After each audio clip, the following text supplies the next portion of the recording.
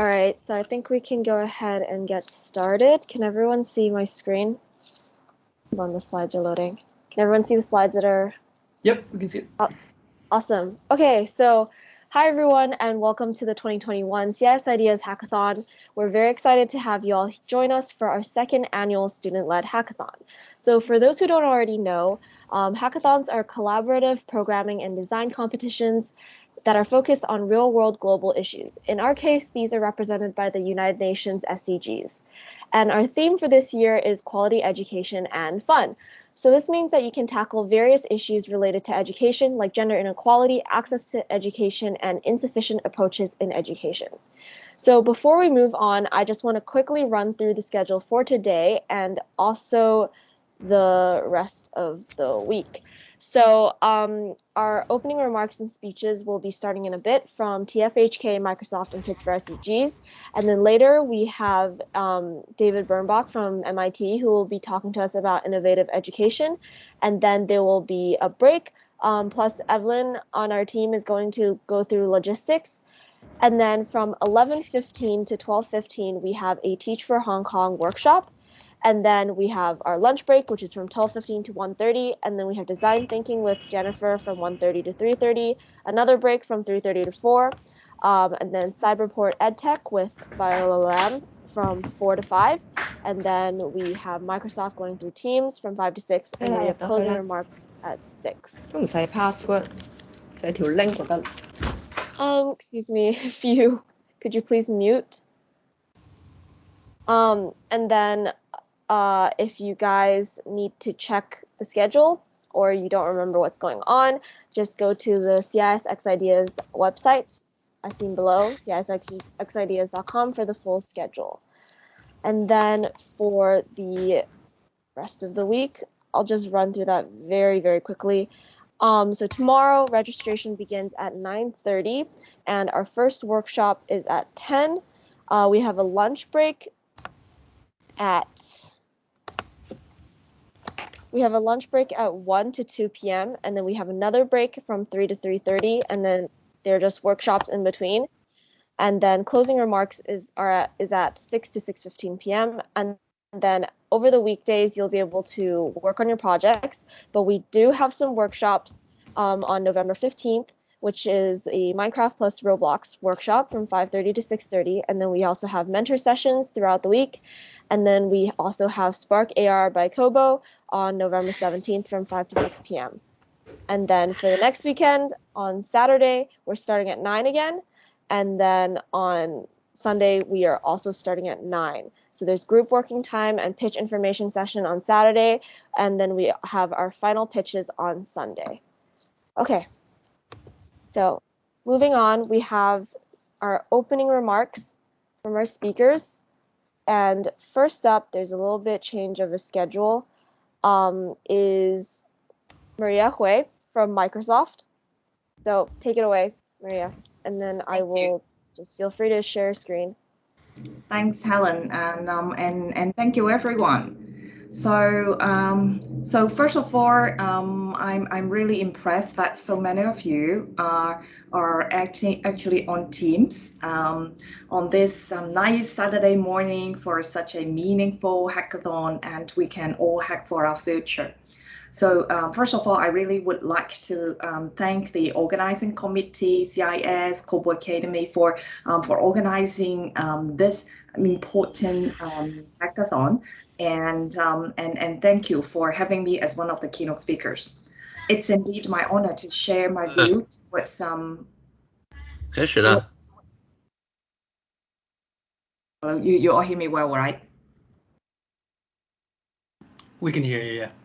Okay, thanks. I'll continue then. So actually, it's indeed my honor to share my views towards how we empower the students as well as institutions for the future, and how we can also digitally transform our education system to bring the best to our next generation.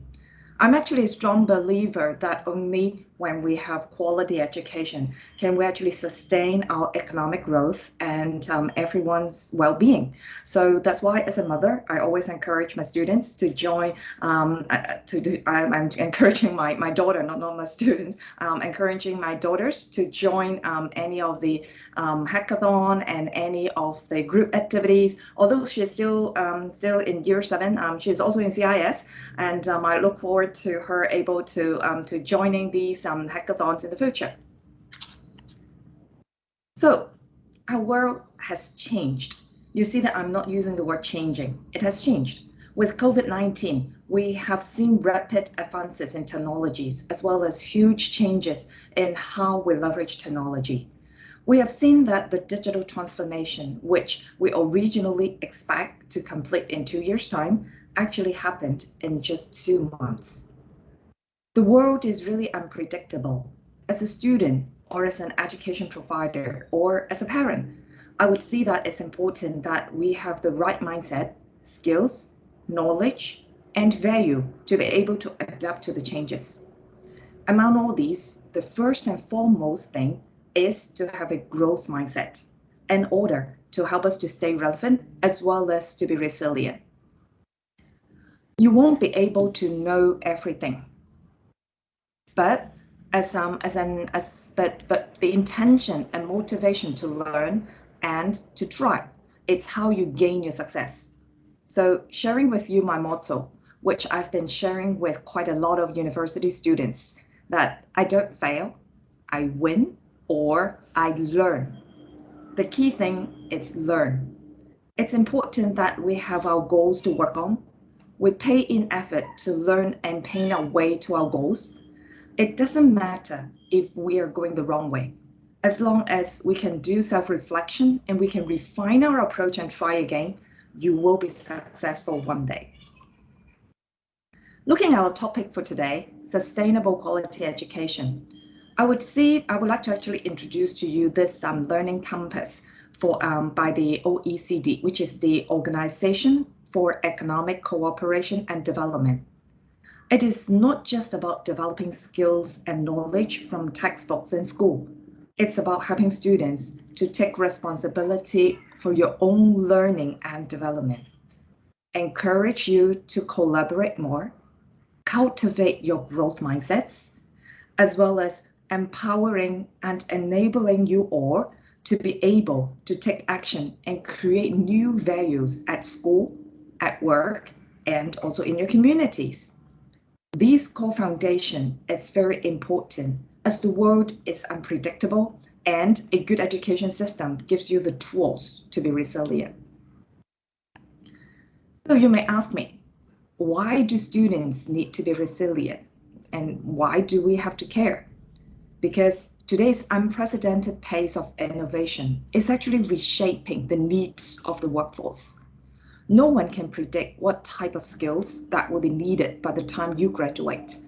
But what we see as a trend is there's an increase in jobs that requires a certain cloud-based digital skill set and also the ability to create. As the technological innovation continues, actually this trend could continue to grow, especially that we are seeing that around 65% of school graders, all of you today, that you will be able to perform a job which it hasn't been invented yet right now. So then what's the implication to educators? We also see that the word student is actually expanding. It's not just that if you are in school age, that you go to school, that you're a student. We see that everyone, if you have the learning mindset, if you want to learn, if you want to check out for the skills for tomorrow, you are a student. While high-tech industries may be experiencing a skills gap today, students of all kinds are determined to prepare to fill the technical roles of the future. In fact, so many of the learners are seeking out higher education that there will be an estimated increase of nearly 120 million global students by 2030. The students making up this influx are also increasingly diverse, coming from some non-traditional backgrounds, and also some of those are financially independent, and some of those are already well above school ages. So educators, we must prepare ourselves for this wave, and we must remain diligent and able to provide some special learning needs. Such students will require accessible the campus-wide resources, and not just at the disability centers, which we are thinking of in the past, but also how we can allow everyone to learn anytime, anywhere, remotely, like what we are doing this morning, and also on the career development as well as the counseling offices to get everything fully integrated into this, I would say, the virtual campus. So additionally, the nature of education sought by students is actually changing as the traditional 4 years degree is being replaced by what we call the lifelong learning, or we can call it the 50 years degree that enables reskilling for new career needs. Technology, it's critical, and somehow we see that it is in the center of almost everything. While changes in technology have resulted in drastic changes to the workforce expectation, they also give institutions tremendous opportunities to better prepare students in innovative ways. Learning is now no longer limited by our geographical location. We can actually learn anytime, anywhere.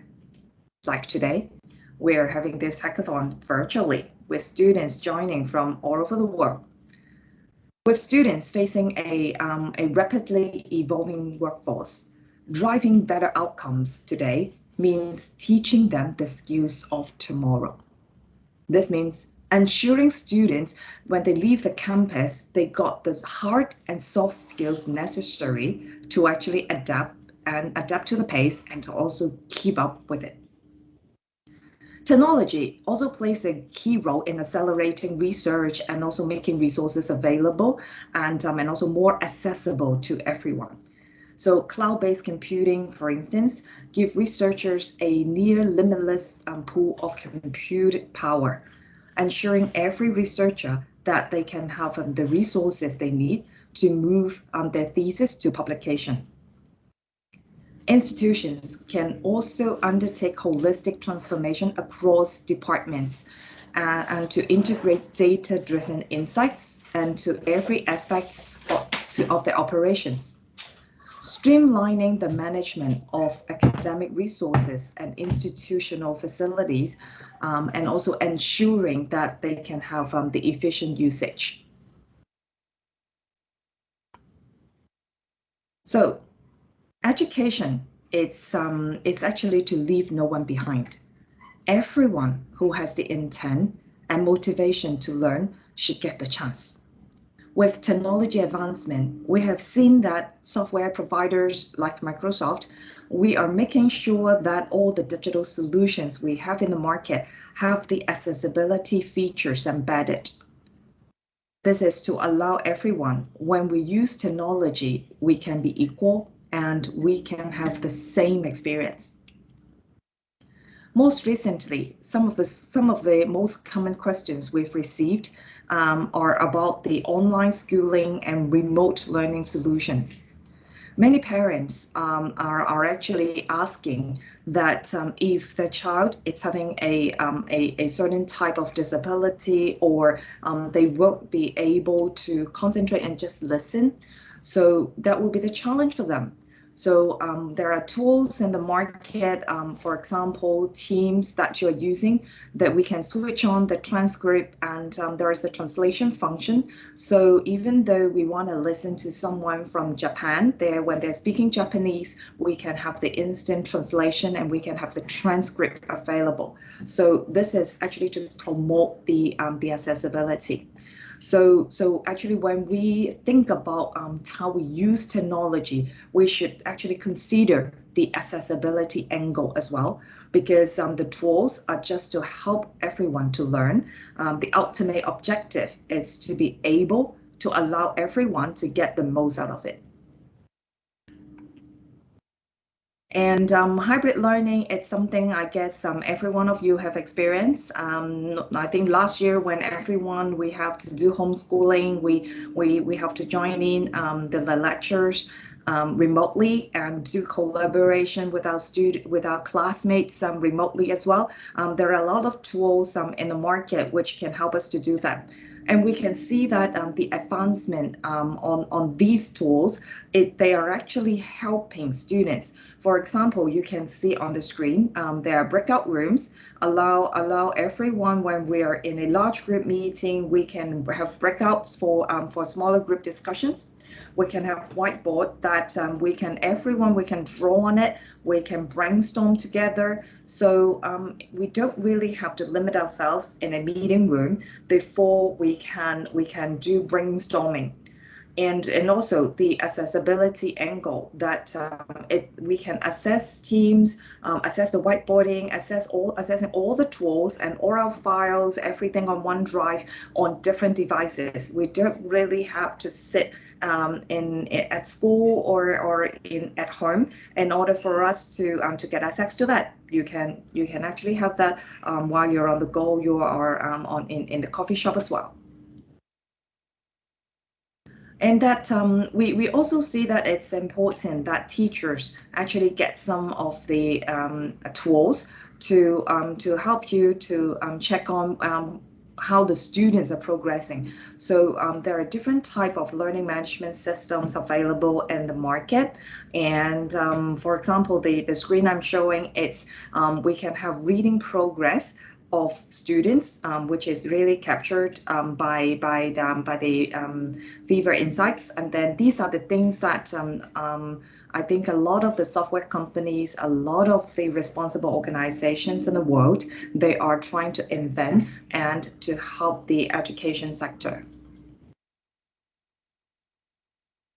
And with the objective of leaving no one behind, we are also investing in providing free online resources to help everyone, as long as you have the proactiveness and you have the eagerness to learn new things.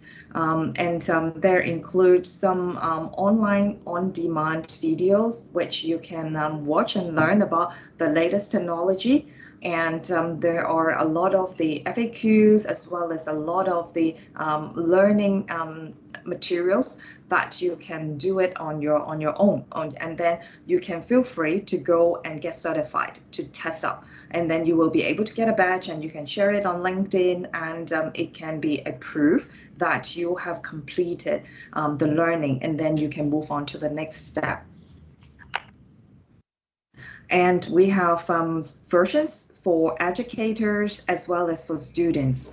And those are a lot of the, I would say, fundamental things that we need to learn. For example, we say that a lot of research, that researchers, they can leverage the cloud-based computing power to help them to do the research. So before you can be a researcher, that it will be good that you will be able to understand how to leverage the cloud platform. What is it like? And you can also understand, so what's the features, what's the functionality that Azure is providing. And if I want to start on that, so do I need to learn some object-oriented programming? Do I need to learn Python? So there are a lot of courses provided by different organizations. Some of them are online, some of them are instructor-led, that you can choose one that is actually suitable for yourself.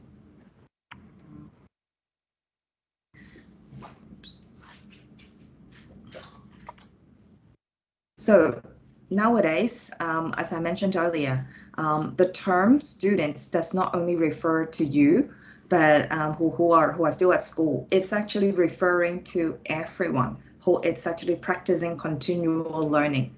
We can all leverage the learning resources online and offline to actually help ourselves to stay relevant.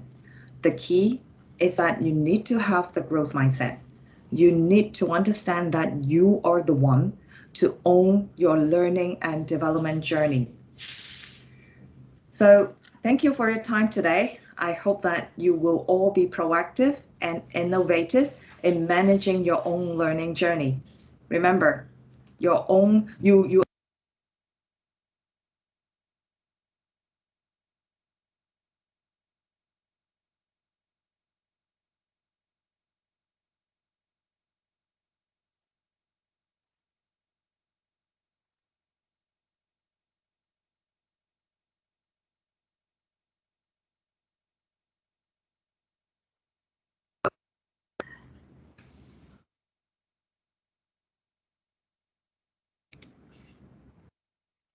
Oh, hello. I wasn't aware that I got muted. That was just Oh, right at the end. I think it was okay. okay, great. So thank you everyone for the time, and I hope that you will be able to get some of the points from my sharing earlier. So again, last word, it's you own your own learning journey. So continue to be proactive and innovative. Thank you. So pass it back to you, Helen, Evelyn, and Edwin. Great, thank you so much, Maria, for your inspiring presentation. So I'll just share my screen again.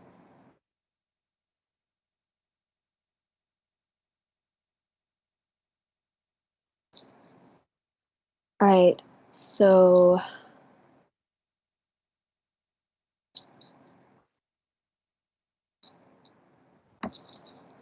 next up, we have Joe Wong from Kids for SDGs. So whenever you're ready, please just feel free to share your screen. Okay, thanks everyone. Hope you can hear me. Let me just share the screen right now. Let me know if it's showing up okay. Good. Great. Well, get off here. Well, thanks everyone for attending, and I can't echo enough what Maria said as she started this off on a Saturday morning, early in the morning, and a lot of people have been preparing even way before we've kicked this off. So, you know, it's really refreshing and very proud of everyone on the call and everyone behind the scenes putting this all together. Today, representing Kids for SDG, the foundation that I've been supporting for probably the past 2 or 3 years in collaboration with obviously the UN and also indeed with WEF, so the World Economic Forum, where we support as global innovators to help lead the way within the forum on SDG initiatives, impact investments, and also content that we deliver to people around the world to talk about important issues and issues that the world is facing as a whole. And having all of you here, and again, the comment about being a student as well, I think all of us are students. I hope we always will have that learning mindset and that growth mindset in everything we do. So today, just quickly, I want to get us to the meat of everything, which is hopefully getting to all the brain power and brainstorming that's going to happen in the hackathon. But just wanted to share a few things about what I've been thinking about when I was asked to present today here at the CIS Ideas Hackathon. First up, it's really why are we here?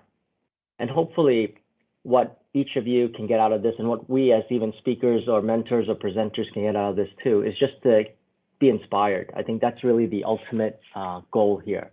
It's to say that nowadays in the world that we're living, it doesn't matter if you're a student, it doesn't matter if you're working in the workforce, it doesn't matter if you're just sitting at home freelancing or doing any kind of work. I think the thing is, we all have to do our part. And that's one of the things that crossed my mind as I was preparing my notes for today about what can we all do? What can each person do? And it's not about, and I'm going to start with a cliche, which I generally don't like, but I couldn't think of a better one, is that, we all need to dream big. And in that big dream of ours, whatever it may be, the one thing is starts with one step, one little step. And that's how each of us can make an impact if we just take that first step. There's a common thing that I talk about when I actually do presenting on financial matters. And we talk about how the world has 7 billion people. And with 7 billion people, the power, the resources that are actually available in the world today, but how can we leverage them? How can we use them? How can we empower them? And that's really through education. And hopefully one of the reasons why all of us are here is under the UN SDG quality education moniker. How are we going to make that impact? How are we going to bring education to the world? How are we going to educate the world? And lastly, what else can we do? What we can do, hopefully, is whatever we take out of this next week that we're all together working on the different ideas and the different concepts that will come to light, is where do we take it? The thing about my experience in the world, and I'll share a little bit more a bit later, is how you just have to take that first step. You have to make that first step. You have to make something happen. It could be in your mind, it could be very insignificant. But let me tell you, in life, at least in my experience, that first step is always the hardest step. But after you make that first step, every next step becomes easier or becomes a little more obvious or a little more less scary, depending on, where we're going. Moving on from there is thinking about what education even means today. And again, echoing a little bit of what Maria shared in her opening remarks as well, I think is absolutely true. Education today is very different from when I was in school, and I'm sure perhaps some of the other speakers in school. When we were in school, it was about reading books, learning about stuff and stuff like that, and that hasn't changed. I hope all of you are still reading to some extent, maybe not on actual books, but on devices, but still reading. But that the fact that education has really evolved and has become something very different. COVID, I think, has highlighted that and sort of was a catalyst.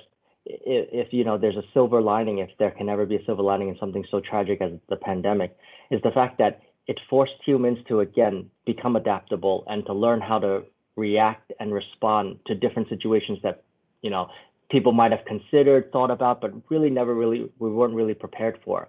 And the fact that in a very, very short amount of time, an amazing amount of time, thanks to all the people that have been working endlessly on that, on how to come up with a vaccine, different protocols and procedures to ensure people's safety. I think that's something that will always be a part of hopefully our human nature. And in the future tomorrow, I think that's really what education is about as well. How do we adapt to the situation we're in? Because we won't always know the situation. We can't always plan ahead because something's just happened. And in that microsecond or in that few seconds, how are we going to respond? And to me, that's partly what a good education means. It's the ability to have that experience, the ability to have listened to learnings or sharing. And it's not just about reading something from a book anymore. Because in my own personal experience, and I have two sons, they come to me now and they ask me questions that, sort of always brings a look of shock to my face, that because my eldest son is 7, my youngest son is 3, and they talk about things that when I thought about when I was 3 or 7, I don't even know what I was thinking. I was probably thinking about playing with dirt and running outside in a park or something like that. But because now we have access to information, we're able to basically in literally seconds learn how to do anything from fixing a water pipe to baking a cake to learning a quadratic equation to any other complicated matter. So from as simple as tying your shoelace to as complicated as probably any sort of rocket science type of formula is available and accessible.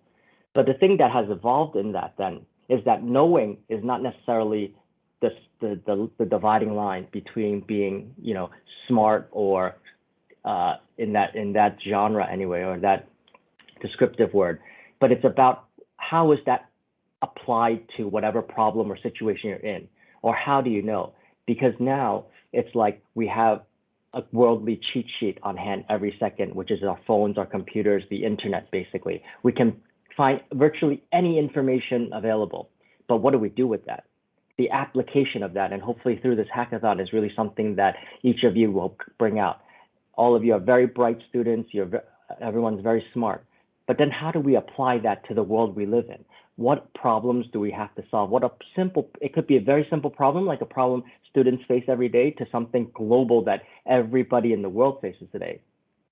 The point is, what is that application? What is the solution? What is the hack that we're coming up with that can help us in solving or facing this challenge?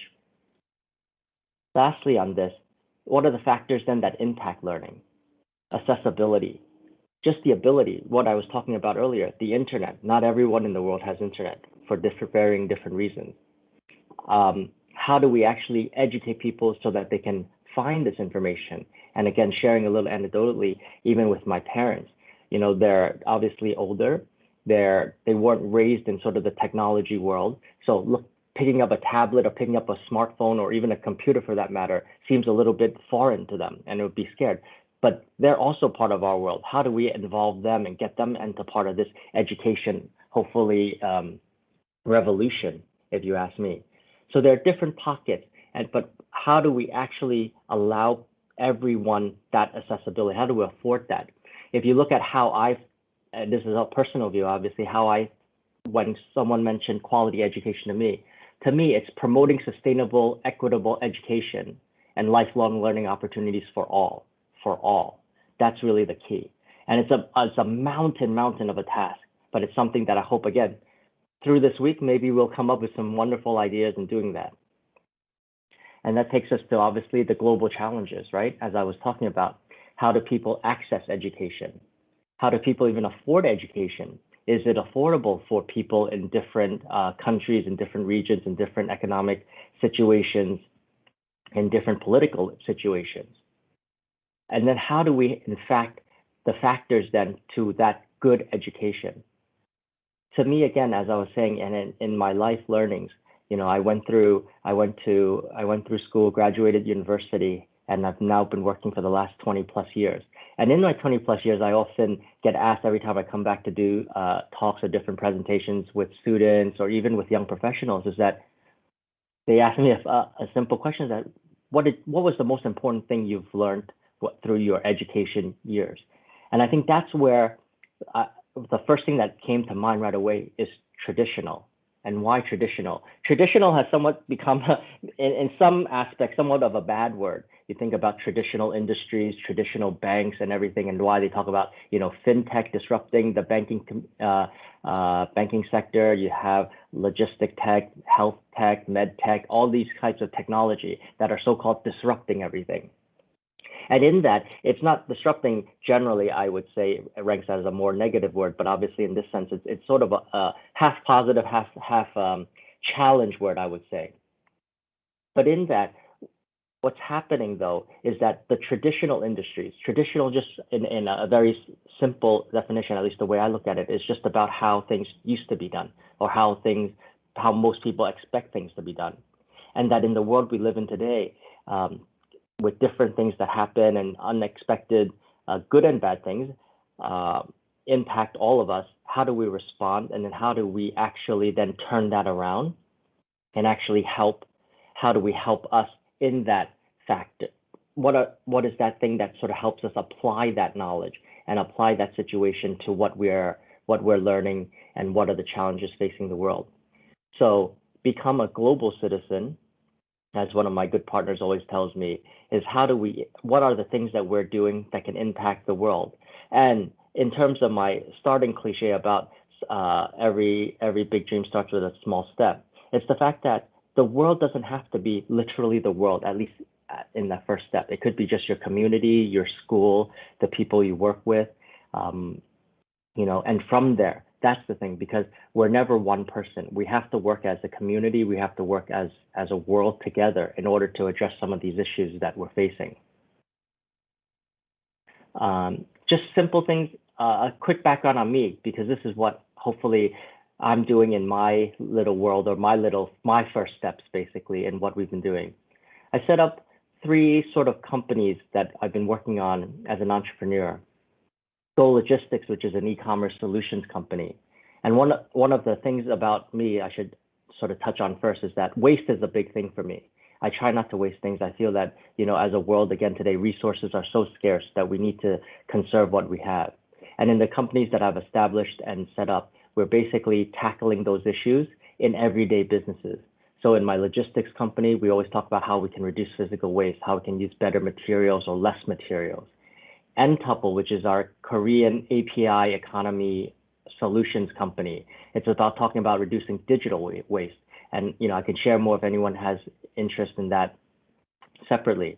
And then MXA and Kids for SDG, which is our education and sustainability, about reducing landfill waste and how do we educate really that next generation, because that's the world that we're going to leave behind for my kids and for all of us on the call here today. And hopefully that we can add something and do something better for that world that we're leaving our next generation and the generations after that too. Finally, just the things to consider when each of you are thinking about your respective projects, concepts, or ideas. Who is the audience you're trying to actually lean on? Who are you trying to attract or call to your solution or to your hack? What is the impact then? What are you hoping? What is something measurable that you hope can happen? It does, again, dream big, but it just has to be something little, because impacting one more person means we have one more person on our side. You have one more person fighting the good fight. And then lastly, the plan has to be executable and has to be sustainable. Executable meaning that, there's always grandiose plans about how we can do this and that, and it's a wonderful plan. But the problem in reality in executing these plans, it's very difficult, very costly, very complicated. And that doesn't mean we shouldn't do it. Don't get me wrong. What it means is that then we have to break it down to little more palatable bites that we can actually do, and either proof of concept the idea that then it can be developed on a more scalable basis, or more importantly, it's that it's actually doable. And obviously bring to the first 2 points that it hits the impacts that it wants to hit, that you're targeting to hit, and it reaches the audience you want to reach. And then the last point about sustainability, it's not the common use when people talk about sustainability that it needs to be, what we were talking about earlier, even about reducing waste, or just in that term. Sustainability means, even in a business sense, can it sustain itself? Or does it have to be reliant on external funding or external financing or charity or support? I think one of the things that I've been focused in my career anyway, in this whole evolution of SDG and everything, is that you take the words literal in a sense where sustainable development goes. It's sustainable in the concept that it has to be maximizing or optimizing the use of our resources. But more importantly, is that it can sort of wash its face. It's able to basically support and fund itself so that the business, the concept, the operations can just continue running. It doesn't have to be profitable or very profitable. In fact, not at all. But it has to be there has to be a business concept behind it as well, so that it can support itself.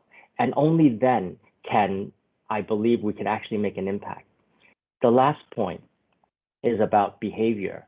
One of the things a very, very smart friend of mine told me, which I keep in my mind all the time when I think about that, it's that, look, people are out there trying to change people's behavior, change people's logic. But at the end of the day, what we need to do is how to work within people's behavior set, and not have to necessarily reinvent the wheel, but work within what people are doing and optimize that. Thanks for everything. Thanks for your time today. And I'll leave you with a quick message from my own 3-year-old, basically, add oil, and we're all counting on all of you. Thanks, everyone, and good luck.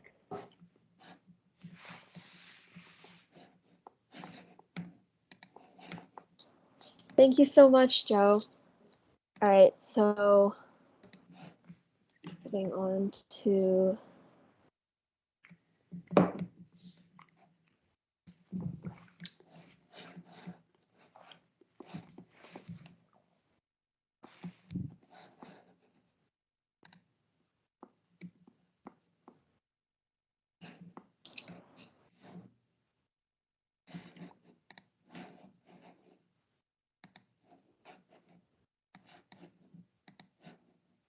Hold on, it's taking a minute.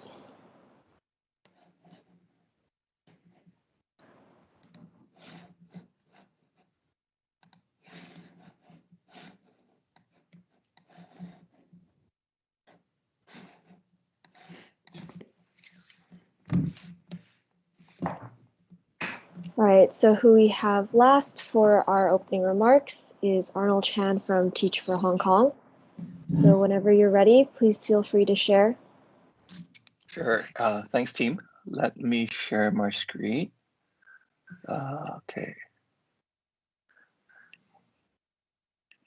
You see my screen all right?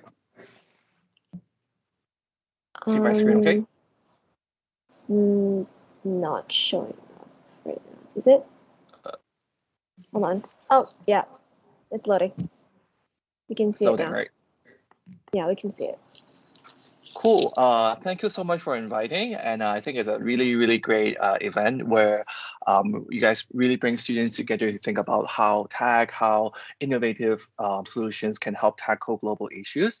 I think it's great to follow after what Maria and Joel kind of sharing, because I think for today, I actually love to share a little bit more from a personal angle, like my own personal story in terms of how do you find purpose? How do you find definition of success?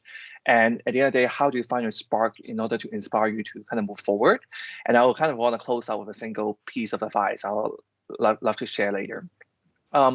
Before I start, I just want to kind of take a step back, like for all the students, all the aspiring change makers who is joining this kind of hackathon. Like I want you guys to really think about like, what's your definition of success? What does success mean to you? Like basically, like how do you think about your own journey?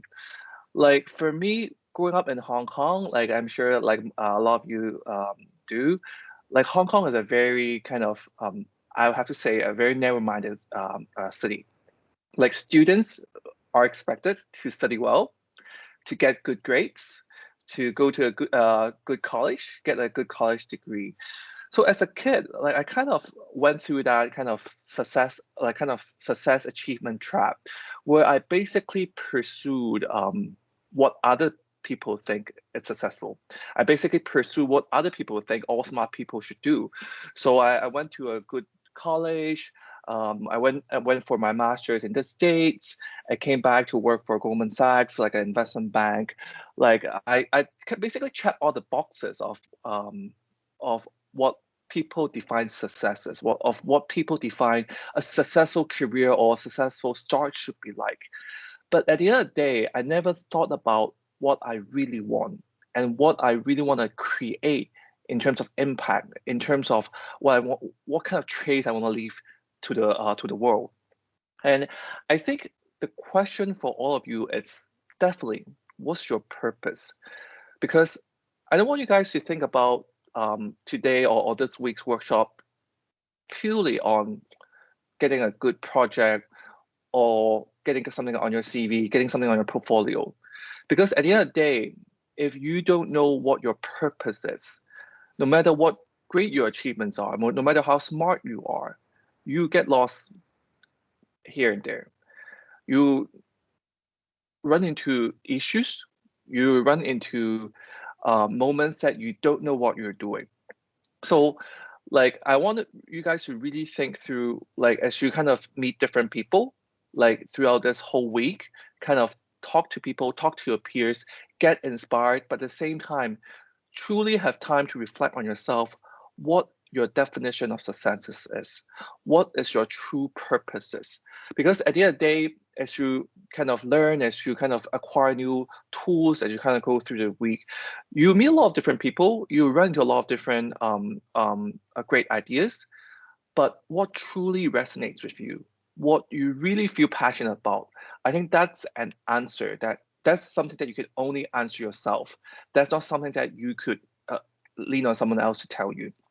So I would like to kind of start off my sharing by really kind of asking all of you to truly question your own purpose. Like, are you here? Sorry, Arnold. Sorry. We can't seem to see your slide. Would it be possible maybe? Oh, there. Yeah, we can. Oh. We just couldn't see your slide just now, I think. Okay, sure. Can I just use this? You can see it now better, right? Yeah, we can see it. That's awesome. Thank you so much. Okay, I'll hide this then. Okay, yeah, so I think at the end of the day, it's really about like thinking through your purpose and thinking your definition of success, especially as like I said, in a very mainstream education system like Hong Kong, it's very easy to do what you're asked to do. It's very easy to chase after what people think is good. It's very easy to chase after what a good student should be like or what a smart student should be like. I've been through that kind of what I call like an achievement trap. Like you're constantly trying to prove yourself. You're constantly trying to trying to prove that you're smart and try to prove that you're hardworking. I'm not saying that you shouldn't be hardworking, you should be smart, but at the end of the day, like it's very important to kind of align yourself with what you truly feel passionate about and align yourself with what you think your kind of true north is. For me, like I said, I've been through a lot of kind of achievement traps, kind of hurdles. Like I've been kind of chasing after what people think is good, uh, um, that are really kind of kind of join a really kind of good brand name and start my career. But I remember I didn't feel fulfilled. I remember I didn't feel really satisfied with what I really want to do in life. And I remember there was I had a leadership coach that basically helped me think through what I truly want in life. And I remember vividly I remember an experience that I had as a kid, like probably slightly younger than you, where you guys are now. Like I remember as a kid, I was doing a lot of volunteering, and I remember going into a cage room and a cage like kind of apartment in Hong Kong, where you can easily find those in Sham Shui Po, where underprivileged families actually live in very little cage flat, like with like a family of 3 to 4 living in a very tiny room. This is obviously an indicative picture, but I actually did kind of go visit these kind of cage rooms as a kid and trying to kind of understand their needs and try to kind of see if there's anything that as a volunteer that we could help. I remember at the age of 12 or age of 13, seeing this kind of picture really kind of left a mark in my memory. And as I kind of progressed along in my career and as I kind of felt lost in my life, I remember thinking through this scene. I remember asking myself, if I were that little kid, like the little kid that you're seeing in this picture, if I were that little kid, like living in a cage room, doing his homework and a little stool on his bed, would I get all the opportunities that I got for today? Would I be still getting a good degree, starting my career in a good investment bank?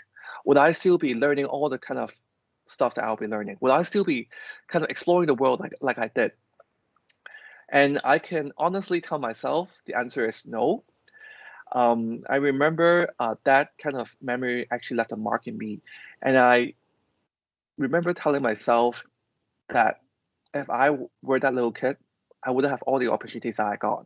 And I knew from the bottom of my heart that the education system, even in a very developed place like Hong Kong, is definitely not equal.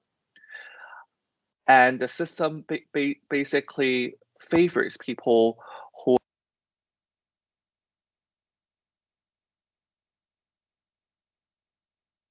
I think someone just muted me just now, right?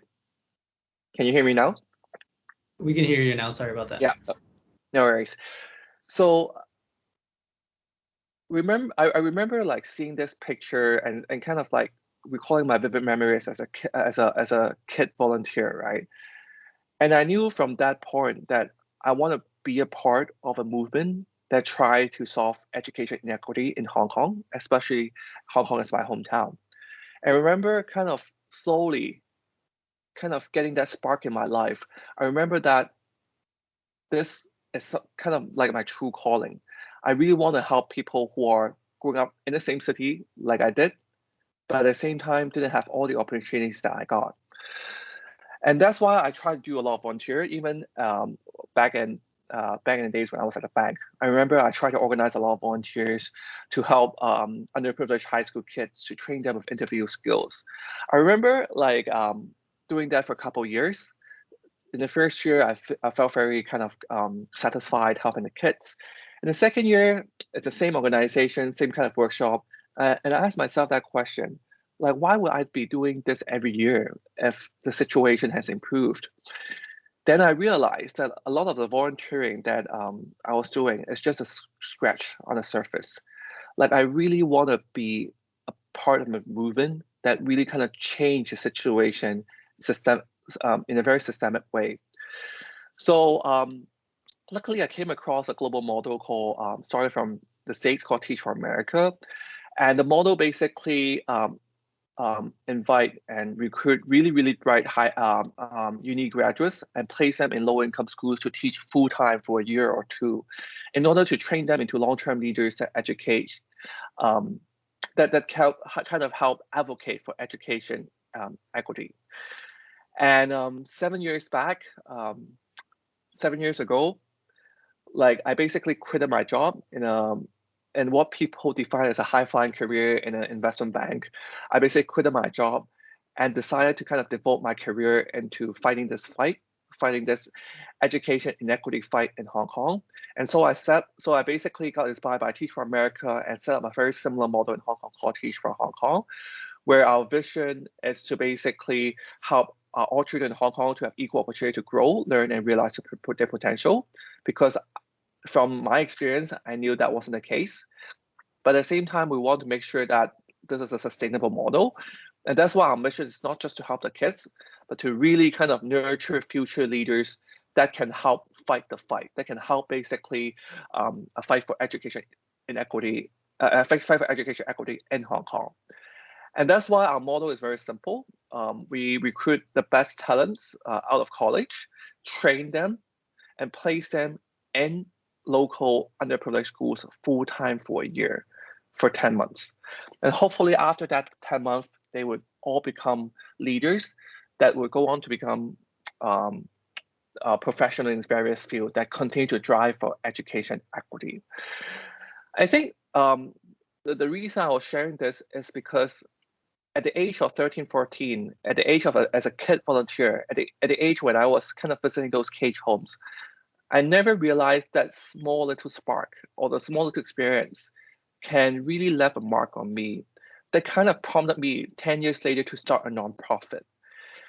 And I hope that this story would kind of resonate with you as well, because I think this journey of a week of trying to solve global issues, trying to use a hackathon kind of a way to kind of think through issues and trying to kind of come up with innovative issues, I hope that will give you some spark as well.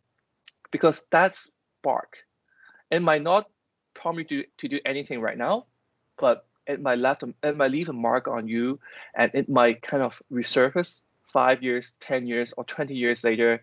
That will kind of prompt you to do something interesting in your career, that will prompt you to be different in your career. I think that was something that I hope the same story happened to me, and I hope the same story that happened to you.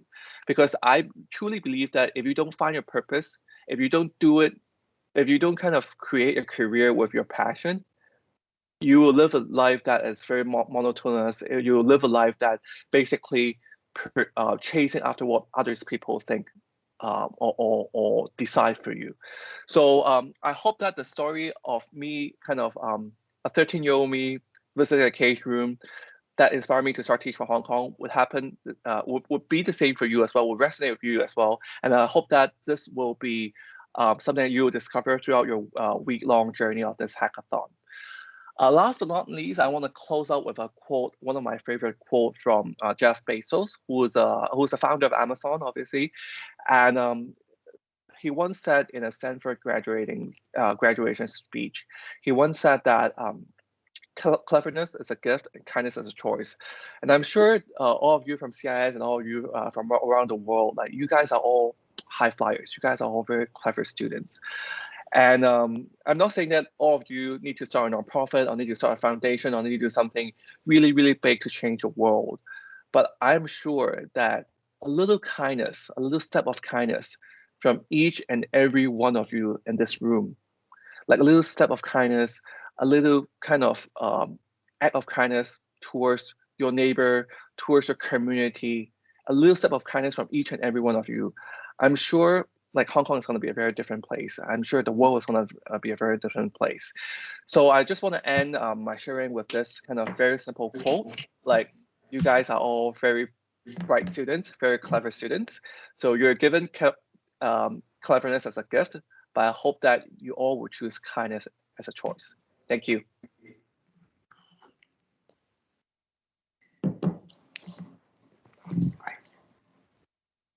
Thank you so much, Arnold, for giving us some more insight on our theme for this year, as well as, telling us about your personal experience.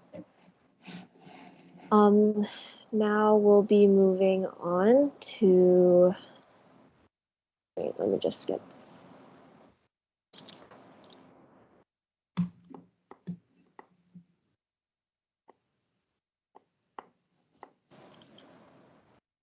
All right. Okay, so finally, our last speaker is David Birnbach, who is a professor at the MIT Sloan School of Management, and he will be talking about innovative education. So whenever you're ready, David. Okay.